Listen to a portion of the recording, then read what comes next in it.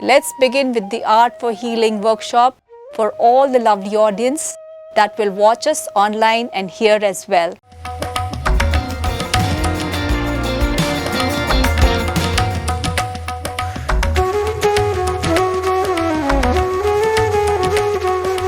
Art for Healing series is a motivational mindfulness on location workshop.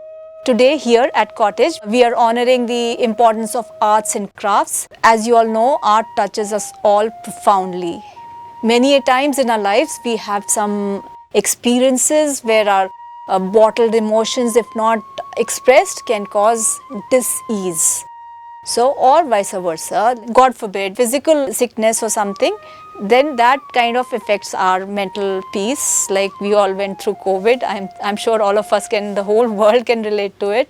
So if in situations like that, in case, you are going through or somebody close to you is going through, art is one of the biggest healers, and it is the greatest tool that can bring a smile. Any form of art. I'm not saying just painting and all. Right now we are doing a workshop for the artisans, but any forms of art, dance, everything, any art, any craft is a great form of healer, and it allows us anything that allows us self-expression, so that whatever we're going through, if you express your emotions, it is very helpful. It will not be wrong to say that art is a therapy for the mind. And it's a healing, it's like a meditation. So life itself is the art of living, and we are all here to paint our dreams. So I will briefly take the opportunity to introduce to you these beautiful workbooks you can see on the screen, and worksheets that HealThyRam.com has created, especially for our Art for Healing workshop. It is for all to benefit from. It's not just for the artisans, but for the creative explorers, that even the ones that are watching us online, and it's for everyone.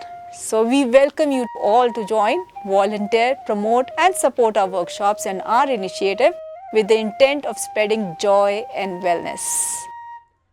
Because we have the power to change the world by supporting each other. I'll just take a few more sentences for introducing you to the Mandala Art. That is what we brought to you today.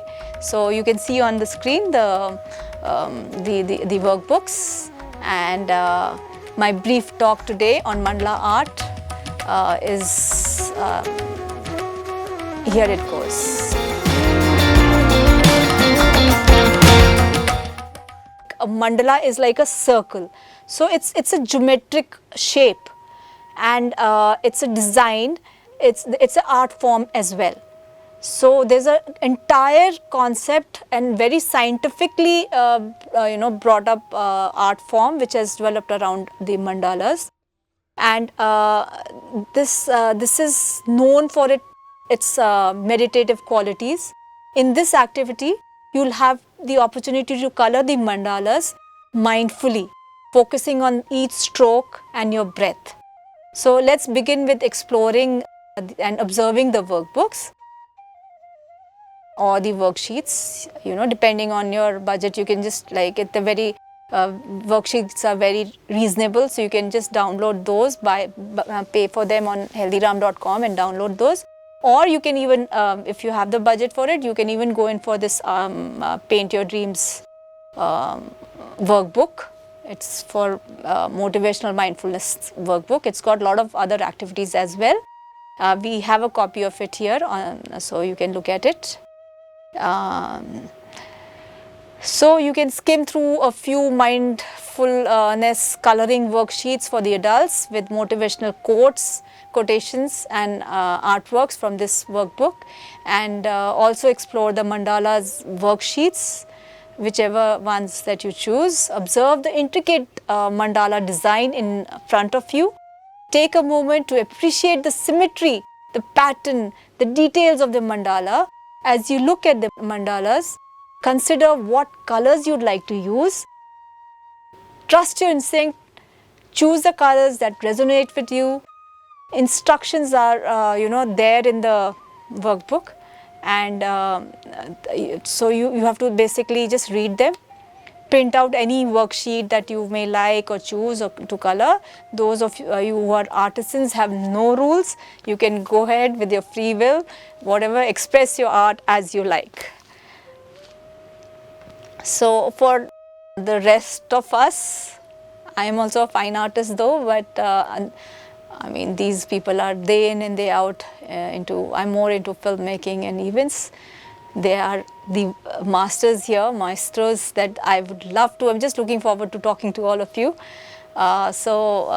We can all begin with coloring the mandala worksheets from the center outwards in any pattern that you feel right. You can choose. Normally we start from the center and we go out, like just like the universe expands. So like that. But you feel free to paint it the way you want.